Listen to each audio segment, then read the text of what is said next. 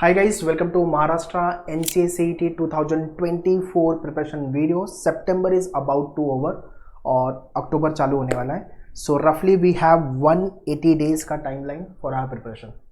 ठीक है, 180 डेज बचा हुआ है. October November December Jan Feb March. ठीक है, मार्च के लास्ट वीक में आपका एग्जाम होता है आइडली. और आज है 26 ऑफ सितंबर. ये वीडियो मैं शूट कर रहा हूँ. जब भी आप मेरा ये वीडियो देख रहे हो, जो प्लानर मैं डिस्कस करूँगा अकॉर्डिंगली आप फॉलो कर लेना. वीकडे वीकेंड के फैशन में मैंने पूरा प्रिपरेशन डिवाइड किया हुआ है. बाकी अगर आपने प्रिपरेशन चालू कर दिया तो काफ़ी कुछ आपने ऑलरेडी प्रिपेयर कर लिया होगा, right. Those who have not yet started, do understand जितना लेट आप कर रहे हो आपकी प्रिपरेशन को लेके, लोगों ने ऑलरेडी प्रिपरेशन चालू कर दिया. दिसंबर 2022 में से लोगों ने NCCT 2024 की पढ़ाई चालू कर दी है. ठीक है, सो डिले मत करो. Secondly, if you are weak in maths, because अगर NCCT का एग्जाम की बात हो रही है तो मैथ्स तो बात होगी, राइट. और मैथ्स का सेक्शन जो है मैक्सिमम जनता का बहुत वीक होता है and they quibble because of this section. तो आपको जितना ज़्यादा टाइम मिलेगा उतना मेहनत करने का, प्रैक्टिस करने का, जो भी आप मिस्टेक करोगे उसको इम्प्रोवाइज करने का टाइम ज़्यादा मिलेगा. ठीक है, so lots of thing I will be discussing in this video. Quite possible कि वीडियो थोड़ा लंबा हो जाए तो आप एक बार घुमा फिरा के वापस देख लेना. In addition to this, what problem you are people are facing, difficulty क्या आ रही है, स्कोर नहीं बन रहा है, मॉक वगैरह लिखना चालू करो यार. आपके फ्रेंडवर के डैशबोर्ड पे मॉक भी आ गए हैं, टॉपिक टेस्ट भी आ गए हैं. सो स्टार्ट करो. ठीक है, डिले नहीं करना. और हाँ, ये वीडियो शेयर कर देना आपके सारे फ्रेंड लोग को, जितने लोग महाराष्ट्र NCA CET और अगर NIM CET के लिए भी टारगेट कर रहे हैं तो ये वीडियो काफ़ी हेल्पफुल होने वाला है. So let's get started.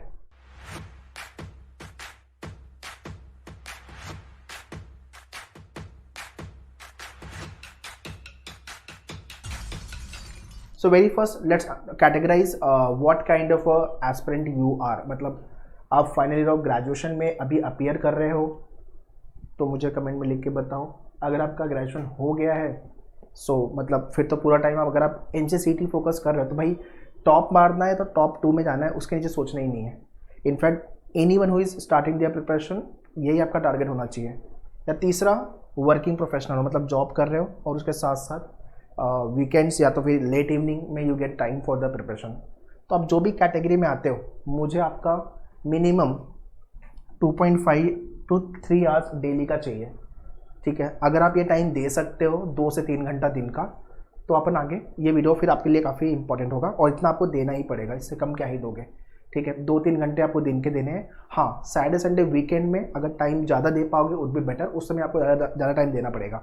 ठीक है, ये मैं वो टाइम बता रहा हूँ जो ये वो टाइम है जब आप खुद के साथ पढ़ रहे हो. लेक्चर्स वगैरह आपने कोचिंग वगैरह ज्वाइन किया है, मेन्यूअर का क्लासरूम या लाइव, ठीक है, वो साइड कर दो. ठीक है, और जितने लोगों ने ज्वाइन नहीं किया, ये क्लासरूम की डिटेल्स है और ये ऑनलाइन की डिटेल्स है, आप चेक कर सकते हो. सारी डिटेल्स डिस्क्रिप्शन में है. ठीक है, तो ये वो टाइम है जो आप खुद के साथ बैठ के स्टडी कर रहे हो. ठीक है, so I am talking about this time. Competition अपना क्या होने वाला है, जितने लोग फ्रेशर्स हैं, फर्स्ट टाइम CET लिखने वाले हैं, एक तो वो पार्टिसिपेट करेंगे आपके साथ. रिपीटर्स, जितने लोगों ने लास्ट ईयर लिखा था, XYZ रीज़न से उनका स्कोर कम आया या तो फिर जो कॉलेज एक्सपेक्ट कर रहे थे वो नहीं मिला, तो वो तो पूरे कुंडक में बैठे हुए कि भाई इस साल तो निकालना है anyhow. Working professional, okay, as I mention, जितने लोग वर्किंग वाले लोग हैं दे विल बी पार्टिसिपेटिंग. तो ये आपका कॉम्पिटिशन हो गया. आपको नंबर ऑफ आवर्स जो अभी देने हैं पढ़ाई के लिए, और ये आप किस कैटेगरी में आते हो, और अपने पास टाइम यही बचा हुआ है. ठीक है, तो रफली 180 डेज का टाइम बचा हुआ है. तो ये कंप्लीट आपका ओवरव्यू है. In addition to this, those who think कि CET बहुत हलवा एग्जाम है, बहुत आराम से कर लेंगे, तो ये मिथ में बिल्कुल मत रहना. CET का जो एग्ज़ाम है that is the unpredictable exam. मतलब कुछ भी आ सकता है, any kind of a bouncer can come, right. So we have to prepare for all kind of a bouncers. Do understand, अगर CET के एग्ज़ाम में आपने अच्छा नहीं किया तो 1 साल बाद CET आएगा, तो 1 साल आपका वेस्ट होगा. वो नहीं करना अपने को. ठीक है, तो कहीं से भी अपने को चांस नहीं लेना है, चाहे पेपर इजी आए चाहे पेपर मॉडरेट आए, अपने को पढ़ाई चालू कर देनी है. अब आते हैं पढ़ाई पे. So now let's talk about the preparation part. ठीक है, प्रिपरेशन को मैंने वीकडे एंड वीकेंड 2 पार्ट में डिवाइड किया हुआ है, because same question asked by student when I was at Dadar and Thane, both the centres. तो वहाँ पे बच्चों ने मुझे सेम क्वेश्चन पूछे थे. एंड लास्ट मंथ में मुझे बोरीवली सेंटर से लोगों ने क्वेश्चन पूछा था इसको लेकर के. तो मुझे जो कॉमन डाउट्स आए जो बच्चों के, मैं इसमें क्लियर कर दूंगा. ठीक है, कि कैसे आपको अपनी पढ़ाई मैनेज करनी है, चाहे आप वर्किंग प्रोफेशनल हो, चाहे आप ग्रेजुएशन कंप्लीट हो गया है, चाहे आपका ग्रेजुएशन अपीयरिंग हो. डजेंट मैटर, आप आराम से मैनेज कर लोगे। ठीक है, 6 महीना काफ़ी डिसेंट टाइम होता है, अगर सही से आपने स्ट्रेटेजाइज किया तो अच्छा स्कोर लेके आओगे आप। ठीक है, सो वीकडेज में लेट्स टॉक अबाउट वीकडेज के अंदर आपको सबसे पहला जो काम करना है, ये डेली रूटीन है, आप जो मैं बता रहा हूँ ये डेली रूटीन है वीकडेज। इंडियन एक्सप्रेस का एडिटोरियल पेज, इजी लैंग्वेज होती है। ठीक है, आप मोबाइल पे पढ़ लो यार, कोई बात नहीं, हार्ड कॉपी लेके पढ़ोगे तो भी कोई मतलब तो और अच्छी बात है, सिर्फ आपको एडिटोरियल पेज पढ़ना है। ठीक है, वर्ड पावर मेड इजी, ये वाली जो बुक है भाई, 5 to 8 क्वेश्चन आपके एग्जाम में इस बुक से लास्ट ईयर बने थे और आएंगे ही आएंगे, तो ये बुक अपने को करनी है। थोड़ी सी मोटी सी बुक है, बट हाँ इस डोंट वरी, ये बुक ले लो, अपने को 6 महीने मतलब 2.5 महीने में बुक कवर हो जाएगी। मंडे टू फ्राइडे एक ही सेशन करो, 20 से 25 मिनट लगेगा एक एक सेशन करने में, सैटरडे संडे रिवाइज करो। ठीक है, इसके अंदर सारे प्रीफिक्स, सफिक्स, रूट वर्ड्स, ये सब चीज़ें दिया हुआ है। ठीक है, तो जैसे कि वो रूट प्रीफिक्स के केस में आस्क यू, प्रीफिक्स के केस में मतलब अब मैं एग्जांपल से समझाऊँ तो जैसे कि मैल फंक्शन होता है, मैल न्यूट्रिशन होता है, मैल प्रैक्टिस होता है, सब में मैल कॉमन है। मैल मतलब व्हाट, हाथ का मैल। और तो पहले बोलना चाहिए ना, अभी मैं फर्स्ट क्लास ना के निकला, पूरा मैल निकाल दिया। ओके, सो हाथ का मैल, आई मीन टू से हाथ का मैल क्या होता है, बैड होता है, राइट। सो मैल का मतलब ही होता है bad. So if you know mal means bad, so anything related to the mal if it is coming then obviously उसका मतलब बैड से रिलेटेड होगा। जितने लोगों ने हैरी पॉटर देखी होगी, उसमें एक कैरेक्टर था मैलफॉय, उसके नाम के आगे भी मैल लगा हुआ है और वो कैरेक्टर भी वैसा ही था। So I hope those who have watch Harry Potter उनको वो कनेक्ट हो रहे होंगे। तो ऐसे प्रीफिक्स, सफिक्स, रूट वर्ड्स इस बुक में आपको मिलेंगे और इसका कंप्लीट वीडियो पार्ट आपके डैशबोर्ड पे अवेलेबल है। जितने लोगों ने सेल्फ स्टडी प्रोग्राम मेन्यूअर का या लाइव क्लास या तो क्लासरूम लिया हुआ है, आपके डैशबोर्ड पे पूरा ये इस बुक का पूरा video format we have given you. तो आप वीडियो देख के फटाफट सुन के खत्म करो। ठीक है, रट्टा मत मारना नहीं तो भूल जाओगे, तो रट्टा बिल्कुल नहीं मारना। तो ये काम एक करना है, वर्ड पावर मेड इजी। दूसरा ग्रामर, ग्रामर को लेके एज आई मेंशन अर्लियर आपके डैशबोर्ड पे वीडियोस है और handouts.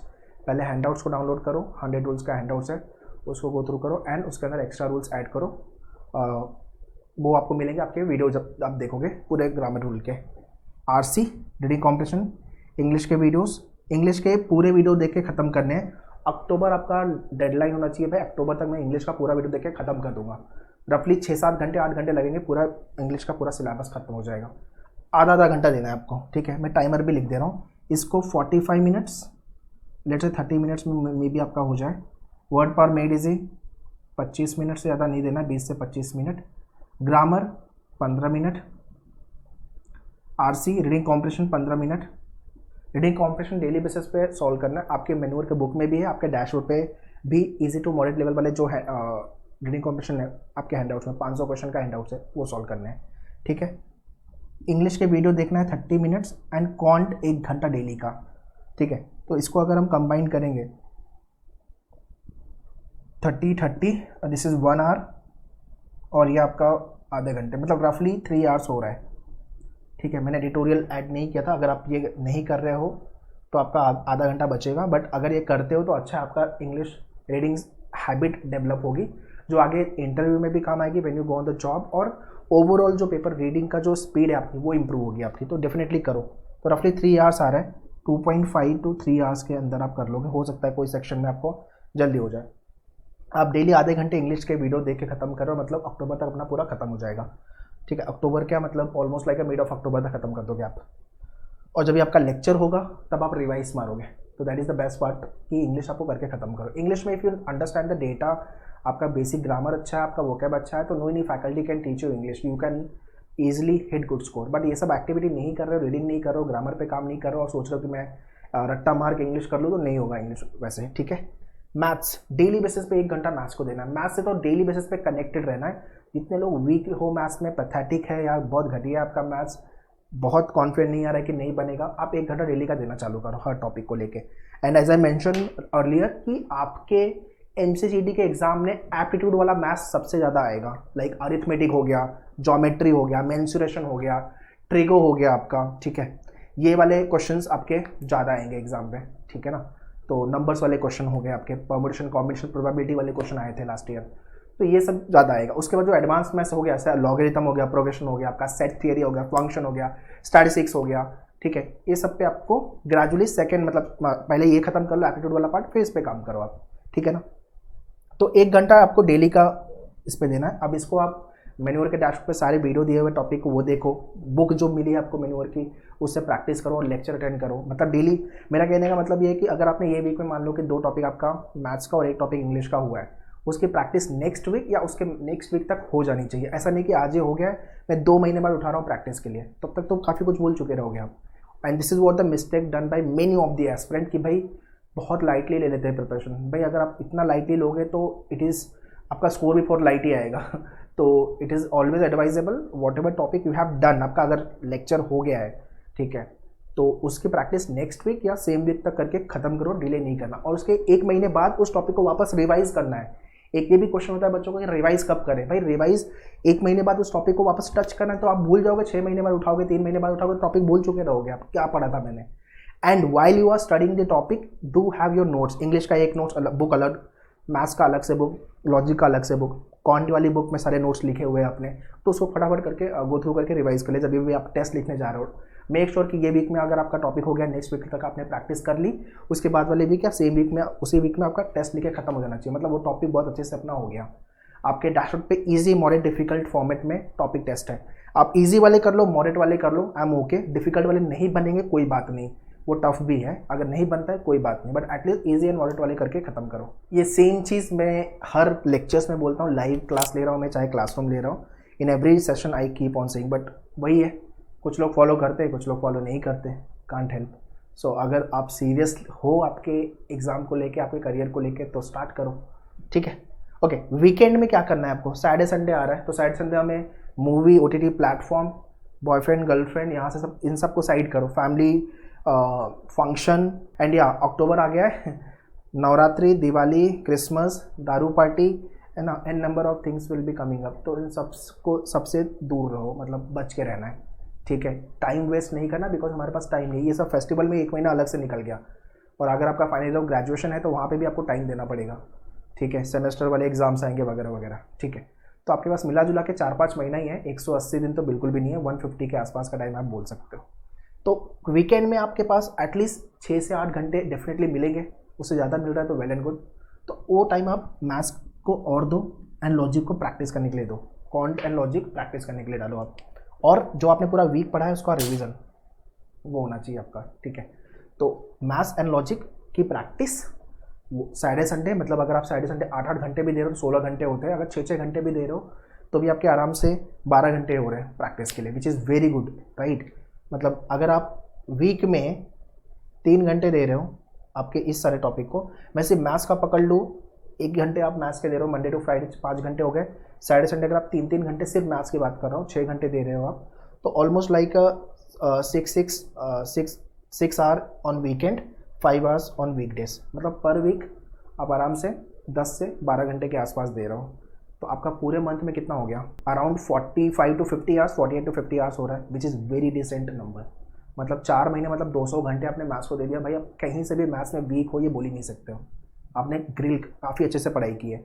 One more thing I want to add यार, जो भी मैथ्स के क्वेश्चन आप क्वांट के क्वेश्चन प्रैक्टिस कर रहे हो मैन्युअर की बुक से, ठीक है, या आपके डैशबोर्ड से, मॉक से, सारे क्वेश्चन को आपको minimum 3 times maximum 4 times practice करने की जरूरत है। एक बार में नहीं होगा, 2 बार में नहीं होगा, 3 से 4 बार प्रैक्टिस करनी है। एग्जाम में सेम टाइप के क्वेश्चन आएंगे, सिर्फ नंबर चेंज होगा गाइस, ठीक है। सो 180 दिन का टाइम नहीं बचा, 150 दिन का मैं यहाँ पे लिख भी देता हूँ। 150 डेज का टाइम बचा हुआ है। जितने लोग अभी तक नहीं जागे उनको जगा दो, ठीक है। And start your Maharashtra NCA CET preparation. And obviously अपना टारगेट है इधर मैं CET में टॉप मारूंगा, VGTI जाऊँगा, SPIT जाऊँगा, ठीक है। Also those who are Pune based, very soon we are coming to the Pune centres, ठीक है। So those who are Pune based, you can talk to our team about the Pune offline classes, classroom if you want to visit Pune, ठीक है। And if you are Mumbai based तो ये सारी details है online. अगर आप मुंबई में नहीं हो तो लाइव क्लास, और मुंबई बेस्ड हो तो ये सारी डिटेल्स है, you can check it out. So start your Maharashtra NCA CET preparation and crack it with the good score, good percentile. All the best. Thank you.